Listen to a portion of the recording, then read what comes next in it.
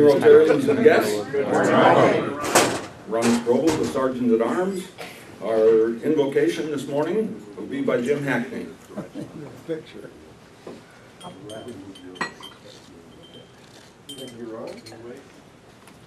Good morning, Rotarians. Good morning, Jim. Good morning. Please bow your head with me.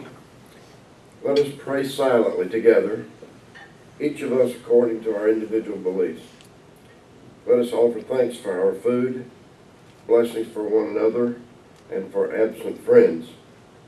Let us be a source of hope for those in need and contentment for those who are lonely. Let us give gratitude for our opportunity to serve Rotary. Let the feelings of love, kindness, and a well-directed yet gentle spirit always be reflected in our actions. Amen. Amen. Thank you, Jim. To lead us in the pledge and the four-way test this morning, Phil Herman. Good morning. Morning. Morning. Yeah. I pledge allegiance to the flag of the United States of America and to the republic for which it stands, one nation, under God, indivisible, with liberty and justice for all. And now for the four-way test. The four-way test of the things we think, say, or do. First, is it the truth? Second, Is it fair to all concerned? third, Will it build well and better friendships? fourth, Will it be beneficial to all concerned? Thank you, Phil. Now to lead us in song, Dick Pearsall. Yeah. I think we need some comforting words the way things are going, and we are in a blessed country, and I think we should just sing a nice, simple song to that effect. So, My Country 'Tis of Thee. Here we go. My country 'tis of thee, sweet land of liberty, of thee I sing. Land where my fathers died, land of the pilgrim's pride, from every mountainside, let freedom ring. Very nice, very nice. Thank you, Dick. And now our president, Allison Feaster. Oh, what are you talking about? Thanks, Ron. Who's making a difference? We are. Chris, you ready to introduce our guest?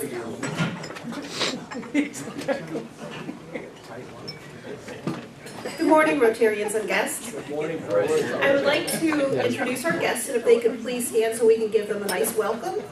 First, we have Don Tharp. He's here as our speaker and president of Hudson Community Foundation.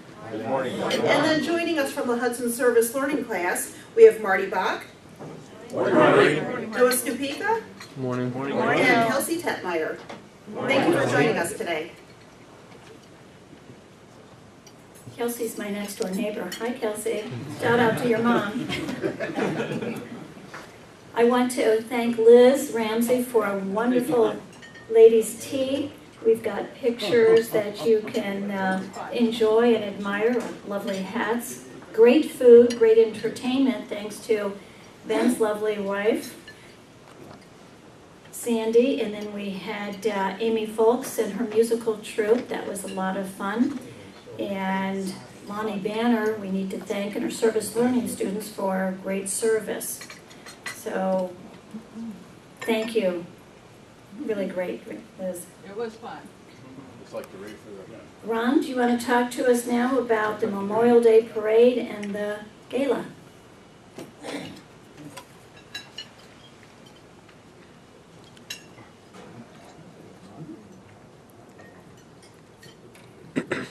The Memorial Day Parade,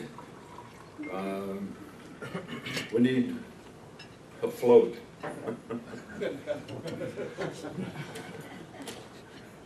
And Allison and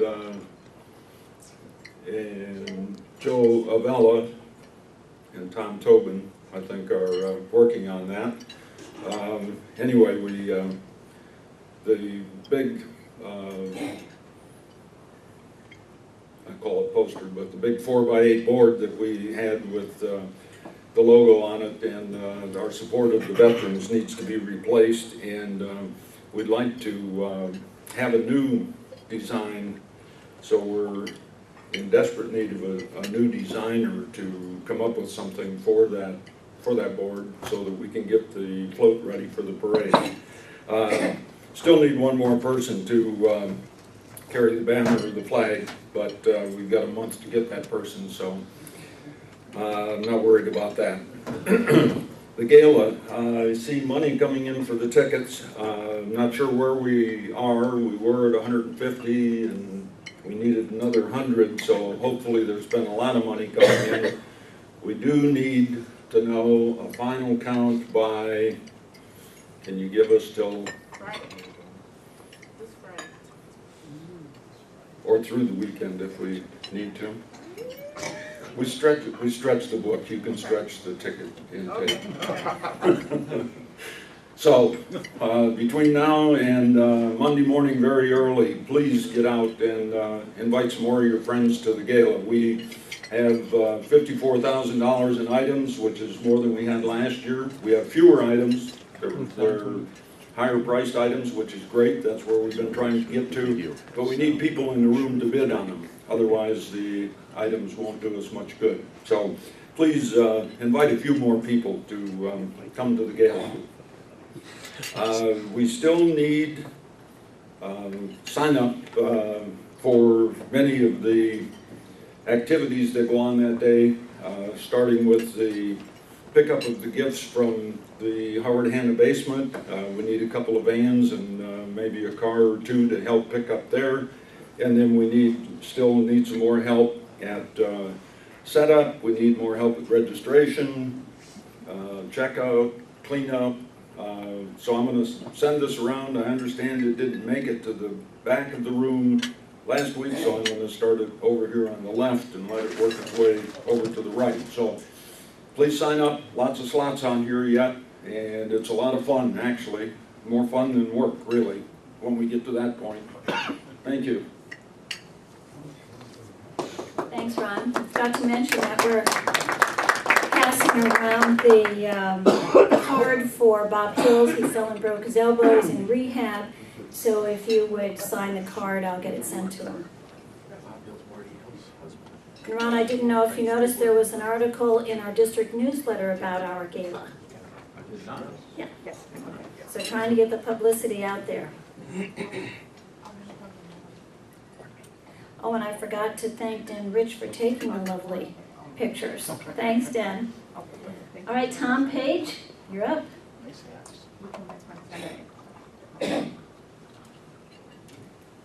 This is not a gala that I'll be talking about. It's need your help. And it's pretty simple stuff. Just need some people to sign up. I have this is for the AV team. I have created a sign-up sheet. And I'll spend a little bit of time talking about it, but Larry, myself, and Jimmy, we've kind of been a set of crew, and then we have James being our assistant photographer, and then Ronnie Barnhouse tearing down. But we all have other obligations, and so we need a little bit of help. So far, Jeff Tong, where are you, Jeffrey? Has come in the last 2 or 3 weeks to learn. Actually, he's teaching us stuff. And we just need more people. It just, I'm not saying it wears on you, but we want to make sure that we can keep on doing it. And we can't live without it. In other words, we could say, gee, we don't need to put the film into HDTV. Well, I guess we do. But if you just eliminate that, you still have to set everything else up for our program. So this isn't something that we can get away from. It's something that we have to come towards. And when it's all said and done, we need a setup crew that would be here around 6:30 in the morning, usually 2 people. Larry and I will train you. We're not going to leave things void, but as an example, I'll be gone for 2 weeks in July and 2 weeks in August for sure, and I know Larry is also. And so we need some help. And This thing isn't done with smoke and mirrors. I'm not trying to be sarcastic, but it has to be done.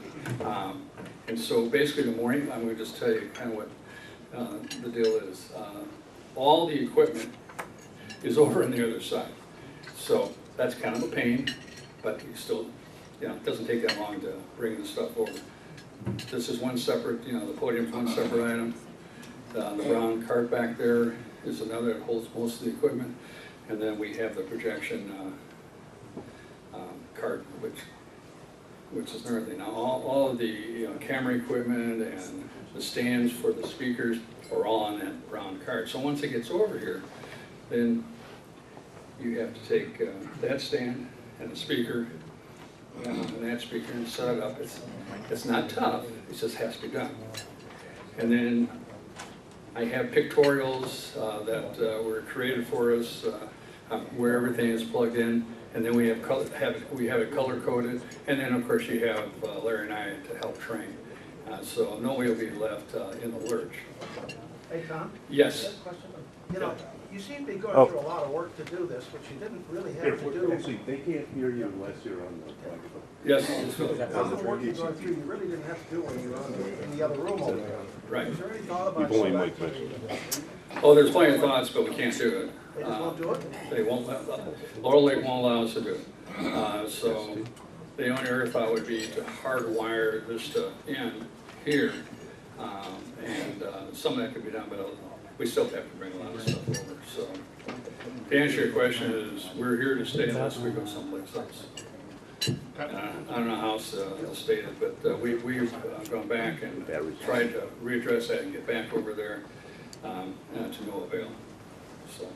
Also, I was just going to say that once you've done this probably twice, then you know the routine. So it's not a, the first time it's a few things to hook up, but I think once you've done it, like I said a couple times, it's pretty straightforward. We have enough, I call them subject matter experts, SMEs, that know how and know what to do, but we need arms and legs. Right. And yeah, Tommy? That's me. I'll help. We're just going to write you right in. No brain, brawn. Thanks, Tommy. Anyway, yeah, we have to set up that. We have to set up this. The flags and all that have to be brought over. That's pretty simple. But once I'm trying to make it sound really simple. It actually is, because we had some good people that helped us set this program up. Initially, it was a pain in the butt, but it's worked out. Just so we need some help, and I don't know how else to say it. Yeah. So without our help, we're going to have problems. So, this is part of our obligation, but it's really a piece cake. Then afterwards, when everything's done, you just basically take the stuff back to where it came from. Now, Ron got this thing down pat, so if you want to help out, even a team could take over tear down, like each week, because it's real simple. You just take the flags back, and we'll show you where they go. And anyway, are there any questions? I have a sign-up sheet with the current people that are on, and also Tom Tobin, who just signed up. And I'm going to send this around, and I hope I have some names, and then I'll get a hold of you, because I've got all kinds of stuff to show you. And if you want to be part of the setup crew, be here next week at 6:30, and we'll start the training. I think you should ask Liz to help you get people to sign up. Should be terrific. Service learning students, Lonnie's not here, but Marty Bach is here to introduce our 2 service learning students. Pardon me? My picture, Liz is pointing out my beautiful 3 granddaughters. Well, good morning, Rotarians. Good morning. Good morning. Lonnie regrets she can't be here. She's proctoring one of our tests this morning. So I'm here in her absence, and Marty Bach. I'm the social studies side of service learning. Before I introduce our students, Noah and Kelsey, we just returned from last week from our Appalachian service trip. It's year 12 in a row for us. That's what Noah and Kelsey are going to talk about. It was a very impactful trip. We take 63 of our seniors down to Adams and Brown County and then scatter them. I always try to explain it to some of our administrators. Imagine taking all our seniors, scattering them out all of Cuyahoga, all of Summit, and maybe a little bit of Portage every morning and picking them up in the afternoon. So it's very spread out, and they get a great experience. Generally a day of working with rural poverty, a day working with a Future Farmers America high school, and then a day of really just hard work, seeing what it is like to run an agricultural concern. In terms of that, Adams is our second poorest county in the state. Brown has the highest teen pregnancy rate, so it really gives them a different perspective on Ohio and you know what they can be seeing when they go to college. So thanks again for your support. This is Kelsey. Hi everybody, this is my third time speaking here. So I'm going to focus on ASP. We had 3 sites, Tuesday, Wednesday, and Thursday. On Tuesday, I was at a Future Farmers of America. I toured 5 local farms with students my age who are in their agricultural program. And we toured a dairy farm, a cattle farm, and a slaughterhouse, just some of the 3. And it was a custom slaughterhouse. They made, their cuts were made to order. And it was really interesting to see just how that was part of their life. One of the girls actually had dropped off one of her cows earlier that day to the slaughterhouse. And it was just like a normal, a lot of our students thought it was really sad, but it was just another day for them. Tuesday I was at a Head Start, and I really loved that site. I connected with some of the kids, and I made a deal with them that if they ate their green beans, I would touch the ceiling. And I touched the ceiling a lot that day. And that was the first time they ate their vegetables in a couple months, is what their teacher said. So that was probably my favorite site. And then Thursday, I was at a clay mining project, and we just helped clear stuff out and got to the pure clay. And the guy that we were working with, Gary, makes pottery out of that clay. And it's some of the most amazing pottery I've ever seen. And on the last night, the whole class got together and just kind of shared their most inspirational moments. And it got really emotional, and I was really happy to see how close we've all become. And that trip really brought us all together, and I wish I could go back today. Good morning, I'm Kelsey. I haven't talked before, like Noah, so I'll explain what I did my first semester and my second semester as my site. My first semester was Bravo, which is part of UDS, so it's adults with disabilities who want to give back to their community, so they'll volunteer their time. So I helped them out with that, which was a great experience, and I absolutely loved it. And then this semester, I'm working with the kids at McDowell, who are probably the most fabulous kids I've ever met. They were always so willing to help, and my first site at ASP was the Veterans Home, and that was on Tuesday. And I had my kids make these cards, and they were just the generic card, thank you so much for your service. And my kids loved making them. They drew pictures of flags, and it was really cute. They got really excited about it. But what was really cool is when I gave the cards to the veterans, you don't understand how thankful they were for these cards. They were just very simple, thank you. But to them, it meant so much more because they don't have people visiting them all the time and talking to them. So just the simple act of someone saying thank you and that they care about them and they appreciate what they've done for this country, brought a couple of these grown men to tears, which was really heartwarming and cool to see, because you don't realize how much you make an impact sometimes, but these kids really do make an impact, and I thought that was really cool. And then we also had a veterans prom that night, which was probably the coolest thing I've ever done, and I'd probably have more fun at that than I will at my own prom. But we did a lot of dancing that night. Some of those men and women could dance me. They could overdance me anytime. They were boogieing out there. I was really impressed. So that was my first day at ASP. My second day at ASP, I was working with alpacas at an alpaca farm. And this woman, her name was Chris, she ran single-handedly this alpaca farm, which had probably 25, 30 alpacas by herself. and it was really amazing to see. And she was just so excited because the work we did in one day there, she expected to have done by winter. So we were able to finish everything she wanted to do in one day, like that she wanted to have done all summer. Wow. So like she was really thankful, and it was just like really heartwarming to see her thanks and that, so it was really neat. And then the last day I was at the goat farm, which we shoveled a lot of manure that day, but honestly it was probably the best time I had shoveling manure. We cleaned out 2 whole rooms, but it was honestly a great experience, and we also got to play with the baby goats, which was a ton of fun.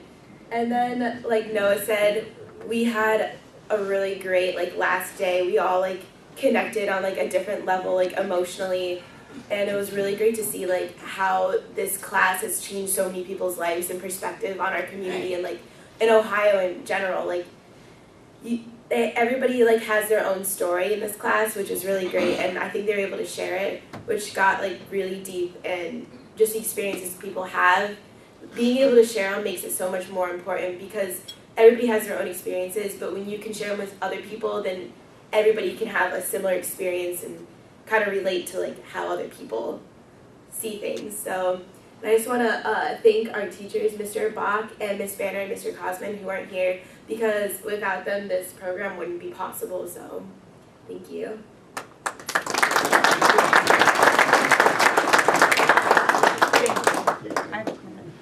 Oh, yeah. Well, we have one comment. Alrighty, we're almost ready for our speaker, John Hairston. If you want to talk to us about Rotary Days. Rich Warfield could not be here. He wanted me to remind you about the Camp Manitowoc Pool Cleanup, May 23rd, 8:30 to 12:30. I had a comment about the program that just was on. Well, I had it. I guess you just didn't hear me. I just wanted to comment that recently I went to the state legislature and spoke at the House of Representatives. And when they heard it was Hudson, they talked about our service learning project, and they also said what great kids we have that we sent to that project. So even at the state level, they know about that project. Wow. So thanks. Congratulations, and we all agree. Yay! And that helped us keep $3 million of our taxes in the town. Although that's not quite. That's the House, so now we need the Senate. But service learning, you've definitely earned your keep. Good morning, Rotarians. The first question I would like to ask you is, we know how important our veterans are. Would everyone agree with that in this room? Well, on May 16th, we are going to be mulching 2 houses. And I'm looking for volunteers. I'll have a sign-up sheet next week for volunteers. I've actually met with Phil Letter of the Clock Tower team. He's already has his team assembled. I've talked to Jacqueline Brown, who is going to donate the mulch for us already. I have to go to both of the houses and inform them that they need to have a blue tarp in their driveway to put the mulch on, so it won't just be on their driveway. But we already have the time set on May 16th to meet at the Open Door Donut Shop at 7:30. And then I would like to meet with Marty after. We need some students if you can help us out with that. But again, you know, to help our veterans to do these 2 houses and mulch will be a tremendous thing for a Rotary Club, and I'm looking forward. This is really my first assignment. So, and you know what? I was a head golf coach. I coach football. I'm a good recruiter, so I'm going to be recruiting you to sign up. So, thank you very much. Those qualifications are duly noted, John. All right, we're ready for John Archer. He's our speaker chair for April, and this is the last of our Hudson series of speakers. John? Good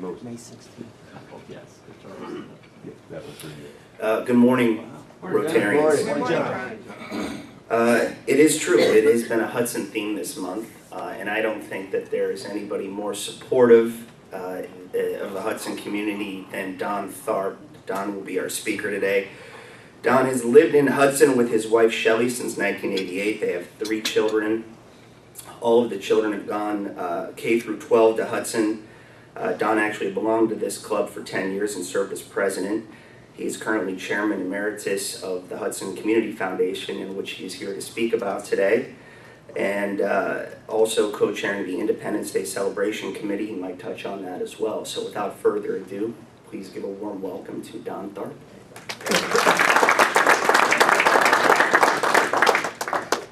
Good morning, Rotarians. Good morning, Don. Boy, it's great to be back. You guys are awesome.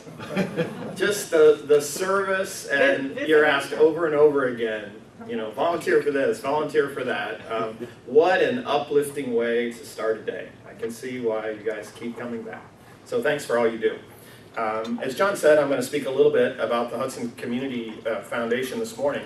What I'd like to do is provide you an overview. I think some of you, or maybe even all of you, have seen a 6-minute video that we've done, and I have heard repetition is the mother of learning. So if you've seen it, pick out something new. So we're going to start with that video. Then I'm going to sort of bring you up to date on where we're at right now. I want to talk a little bit about our effort to build a community endowment to support the needs in Hudson as they arise. And then lastly, I want to close with the new Independence Day celebration.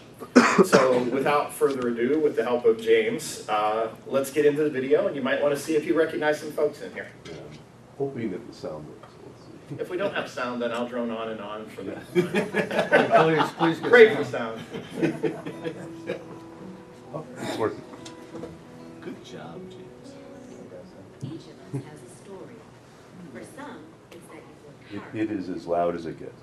made something of yourself, and are providing well for your family. You've made a living. Now you want to make an impact. Perhaps your story centers on Hudson, how you've loved this community, its beauty, and the values it represents. You've raised a family here, and now you want to enhance the lives of others. Or maybe education has been key to your biography. You know the importance of a good education. Now you want to help educate tomorrow's leaders. Each of us has our own unique story. We feel fortunate to have lived and prospered in a place as wonderful as Hudson. Now you want to give back, make a difference, take what you have created and somehow pay it forward in the next chapter of your life. This is the mission of the Hudson Community Foundation, to help individuals like you create lasting legacies. How do we do this? It's simple, really, by asking people like you, who already give to many causes, to give to those same causes through the Hudson Community Foundation. You don't give to the Hudson Community Foundation, you give through it by utilizing one of our simple, smart, charitable tools. If you've been considering how to fulfill your charitable desires, Hudson Community Foundation is an amazing resource right in our own backyard. We can help with strategies that make the most of your gifts to charity while maximizing the tax benefits to you. We make it easy for you to donate to the causes that are important to you, no matter where they are located. It's as easy as letting one of our experts open a fund in your name, in your family's name, or in the memory of a loved one. For example, if you or someone special finds joy in Hudson's beautiful floral gardens, you can support your passion for flowers for years to come with a fund specifically for that purpose. If you believe that education is the most important investment we can make in our future, you can open a fund in your name that awards scholarships to Hudson students for generations to come. If you've been a successful business person who wants to make a lasting impression, you can open a fund that honors your company's name. Perhaps you've always wanted to establish a private foundation. In the traditional form, setup and maintenance are complex and expensive. But the Hudson Community Foundation, through our donor-advised fund, offers an alternative that makes it cost-effective and available to charitable-minded individuals like you. Working with Hudson Community Foundation has many benefits to you For example, the ability to accept a wide array of assets. You can give cash, stocks, real estate, or life insurance, and take immediate and maximum tax advantages.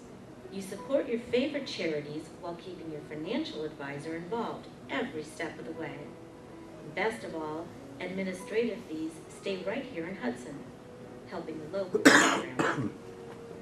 Charitable funds are available at many institutions, but not all funds are alike. Many funds are sponsored by financial services companies, which limit your choices. But Hudson Community Foundation is truly independent. Since we don't sell products, our independence gives you and your financial advisor maximum objectivity. Unlike most other programs, we encourage your family to be involved with your charitable giving. In fact, we have several residents who have set up funds in their families' names and make it a point to involve their children and their grandchildren when selecting charitable causes. You can start your fund with as little as $2,500. We can't think of a better way to pass along your values of giving back. Simply put, Hudson Community Foundation helps you realize your charitable wishes with personalized services offered at our convenient downtown location. We are very fortunate to have this nationally accredited community foundation in our own backyard, a foundation that will support Hudson in perpetuity. Imagine what we can do together. Do you want parks and walking trails? Are you passionate about keeping art and culture in our schools? Do you have a special program, church, or organization that you want to support? We can do all of this and more together. We are flexible and located right here in your community, so we can create a fund around those causes that are important to you. As we enter our second decade, you can help to write our next chapter.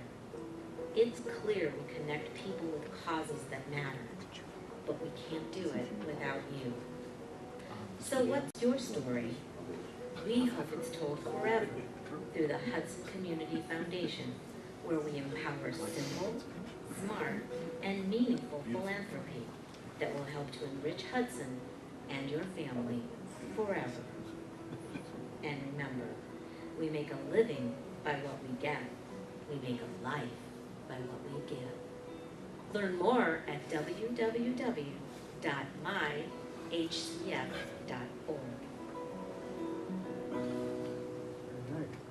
Thank you, James. Very nice. Thank you. I agree. I think that is well done. Jan Gussick from IKEA had a lot to do with making that happen. In fact, she's even doing the voiceover on that. So most of you probably know that the Hudson Community Foundation is sort of the brainchild of Phil Tobin. So Phil was the CFO at the Cleveland Foundation. He still lives and breathes philanthropy every day of his life. So thank you, Phil. And very early on, Phil got Bill Woodridge involved, and Bill got Dan Rich and Jim Hackney, and I think that's everyone that's in the room this morning that has been on the board. So where are we at today? So we're 15 years old. It started in 2000, and we now have approximately 15 million of assets under administration. So, and the growth has been exponential, actually. 2012, we added 1 million of new assets. 2013, 2 million of new assets. 2014, 4 million of new assets. So of course we're expecting 8 million of new assets this year. And if you've got a few million laying around, send it our way. So I want to talk a little bit about the community endowment.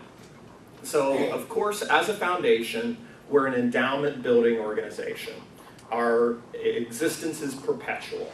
So for those people that love Hudson, which there are many, possibly at the end of their life, maybe there's a little bit of the fortune that they've accumulated during their life that they would like to leave to the community for the ongoing betterment.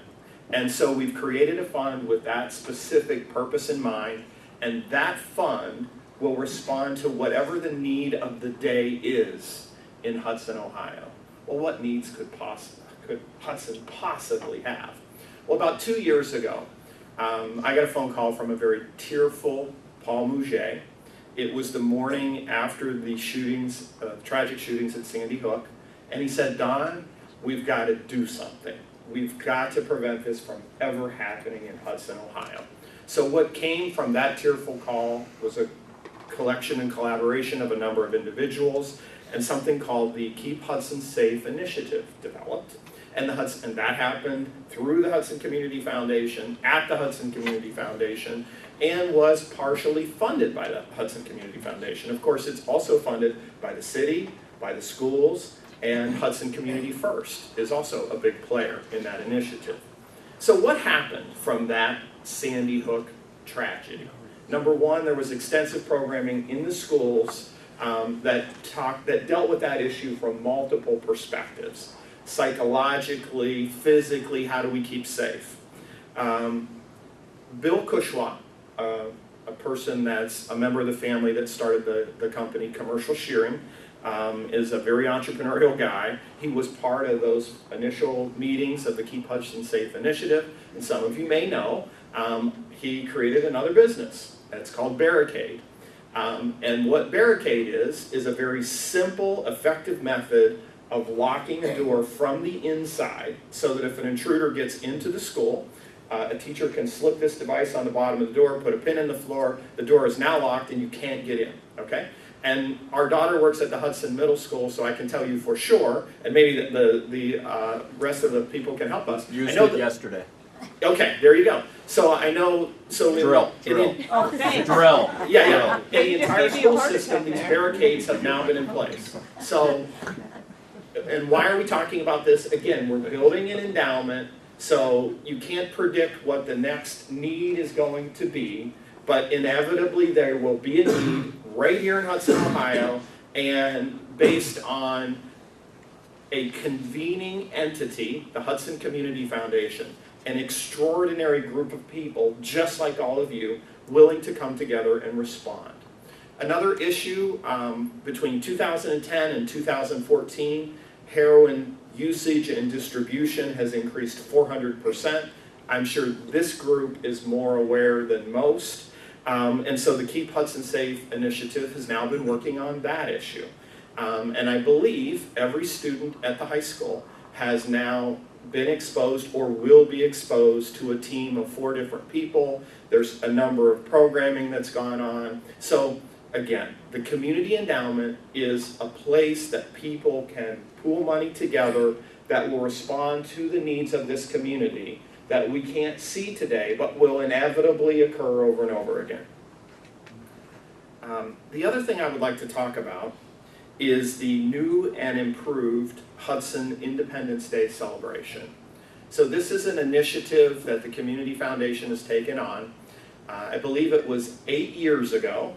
There were no fireworks in the city of Hudson because the funding dried up.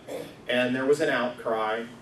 The Hudson fireworks, soon to be a Hudson Independence Day celebration, is one of the most desirable events in the community. People love the event.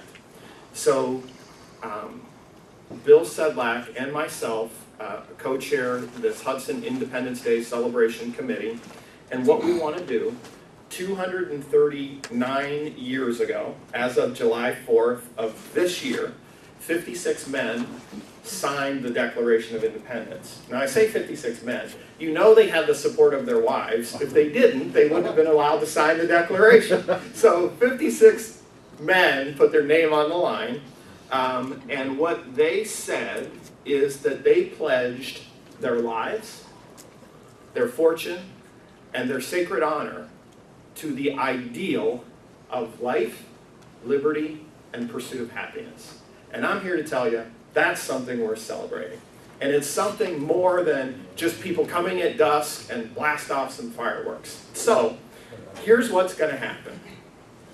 We are creating a family-friendly celebration worthy of being called the Hudson Independence Day celebration. I've been here for more than 20 years, and this is a special town worthy of a special celebration. We don't do things halfway in this town. So, this is what's planned and likely to happen. We're going to have an opening ceremony around 3 o'clock on Sunday, July the 5th. The ceremony will open with a skydiver jumping in with the American flag to carry it up onto the stage, and there will be some recognition of our veterans. We want to acknowledge the fact that we're here today doing what we do without fear of being killed or asked to speak another language or profess a certain faith, or with all the freedoms, is in large measure due to what the veterans are willing to do for us. So we want to honor our veterans.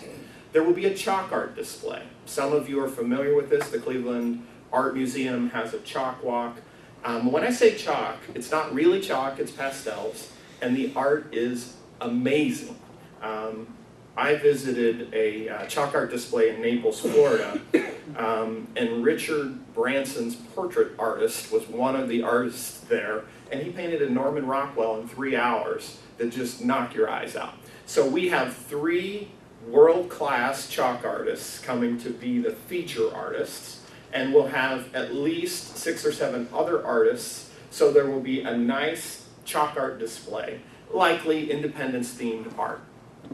Patrick Henry is gracious enough to come and give us his speech, enact his speech to the Virginia legislature that ends with those famous words, "Give me liberty or give me death." And then Patrick's likely to recite an abridged version of the Declaration of Independence. When I say abridged, we're not going to throw King George under the bus for all those things that he did wrong. But the elements other than he did this wrong and that wrong, everything else. Go for it. But anyway, the Western Reserve Brass Band is scheduled to play at 6 o'clock, and then the Akron Symphony will also be performing. We have been allowed on the hallowed ground of the soccer fields, so this gathering is likely going to occur on the soccer fields, so that you can bring your lawn chairs, your blankets, etc. And the evening will end with a new and improved fireworks display. So for the past 7 years, we've been shooting off about 2,500 shells. And Roberto Sorgai from American Fireworks has been telling us probably every one of those 7 years that there's a new way to do this now. And the way you're doing it's not the way. That you actually cover the sky from 100 feet to 600 feet with fireworks. You don't just shoot them all up real high, you cover the sky. And so since we have access to the soccer fields, the absolute best place to see this new heart-pounding spectacular show will be from those soccer fields. American Fireworks is literally going to paint the sky. In the past, we've done 2,500 shells. This year, 7,500 shells, because American Fireworks is a great supporter of this community, all for the same money we've been spending to do it the way we've always done it. So just spectacular. All right, so how are we going to fund all this stuff? The fireworks, again, the Hudson Community Foundation is an endowment building organization. And when the fireworks went away 8 years ago, we said what we want to do is build an endowment to fund these fireworks in perpetuity so they never go away again.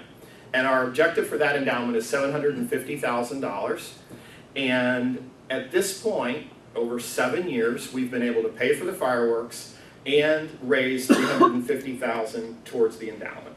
So hopefully in the next 3 years, that endowment will raise enough money, that endowment will hit $750,000, and now the fireworks are handled from that day forward.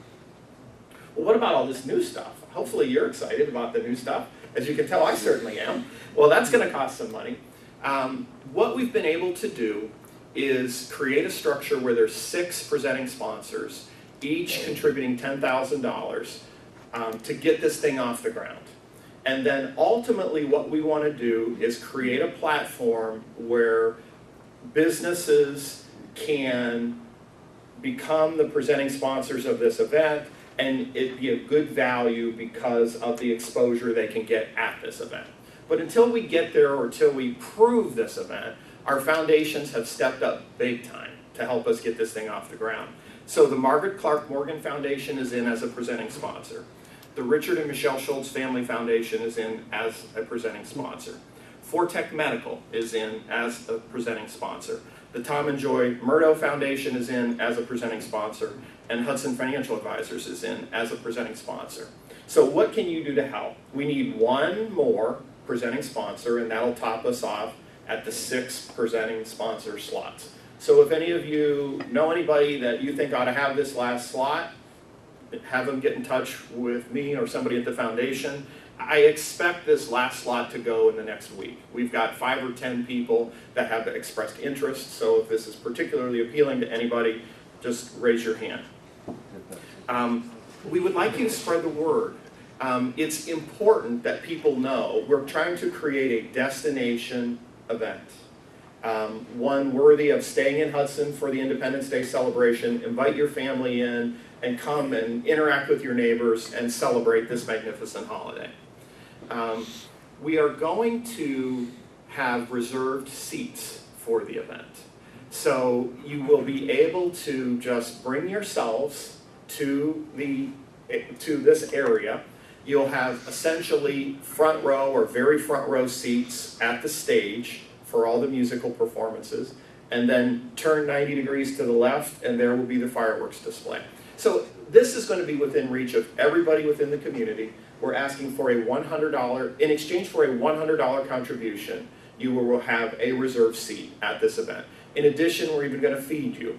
There'll be multiple food vendors, and you'll get a coupon to have essentially a meal from one of the food vendors. So spread the word. If you want a reserved seat, call the foundation and we'll make that happen for you. There'll be other sponsorship opportunities. We need volunteers, but I almost feel guilty even saying that in front of you because every person that's been here this morning says, we need help with this, we need help with that, but that's who, if you want something done, ask a busy person to do it, right? Because busy people know how to get things done. So if any of you are interested in helping the day of the event, we welcome that. And I think that's it. And it looks like we've got about 6 more minutes to answer any questions that any of you may have. Or resounding accolades for the foundation. Bill, do you have a question about how this works? Hey, John, I want to applaud you, not only you, but also the other members of Hudson Community Foundation. I think this is a major recognition of Hudson. And I think creating this destination event will create a lasting effect on the community. And I really applaud all the work you've done. The planning has taken an awful lot of time, but I think it's going to pay off. Good luck with it. Thank you. It's been nothing compared to Lives, Fortune, and Sacred Honor. I just watched a Paul Harvey rerun recently where he recounted the history of the 56 people that signed the Declaration of Independence. And unfortunately, most of them got to make good on their promise. Many died or were killed, hunted and killed. Most lost their fortunes, and just a few of them made it out okay. But almost all of them got to make good on their promise or pledge of lives, fortune, and sacred honor. There were no indications where any of them lost their honor. They were killed and lost their money, but they did keep their honor intact. Anything else? Great.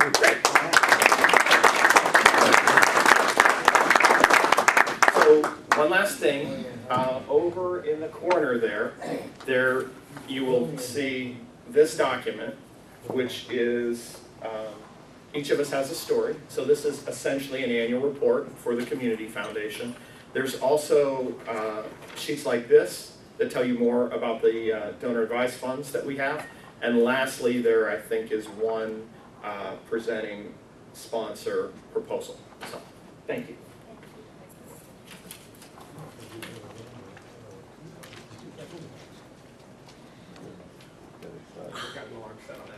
You want to donate money? Don't forget, tonight is the Zeppi mixer. It's not too late. Just let me know. We have 20 people signed up. And Ron, are you bringing gala tickets so we can try to sell some tickets? Good. Excellent. Anybody else have anything else to add before I do our thank yous? Tom Page. There you go. I asked for help, and this is on. Yeah, it's on. Anyway, I asked for help and we got it. We doubled our setup crew. We have another person for tear down. And thank you. Great, thank you all. I was just gonna, different topic. Thank you to all those who volunteered, I really appreciate it. Relay for Life, reminder that's on the 30th. If you have any spare bottles of wine in your house, we are having a raffle basket and it'll be wine. I thought that'd be easy, people could throw, we've already got some donations. Also, if you have a dog and like to walk your dog over at Hudson Springs Park, there's a Bark for Life event this Saturday from 10 to 2 at the park. And I think it's like a 15 or I'm not sure how much it costs to enter it, but all the money goes also to fight cancer. So it's a fun event. Thank you. Thanks, James. So a thank you to our greeter, I was going to say greeters, but greeter, Evan McCauley, the winner of the golf outing with Tom Randall, and our AV team, Ron Barnhouse, Tom Page, Larry Santon, Jeff Tong, James Field, and Noah on the camera. Jimmy, have a good day. And if there's nothing else, then we'll do our drawing.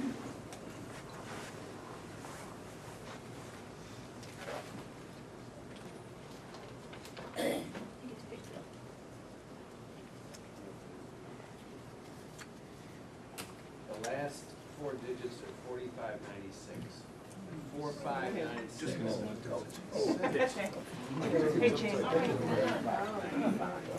Payout is $11. Come on, With Dan. a chance for $427. Oh, that'll buy lunch. It's here, right? Forever. Marble still there. Come on, Dan. You can do it, buddy. Oh, How many marbles Next left? week. Have a great week.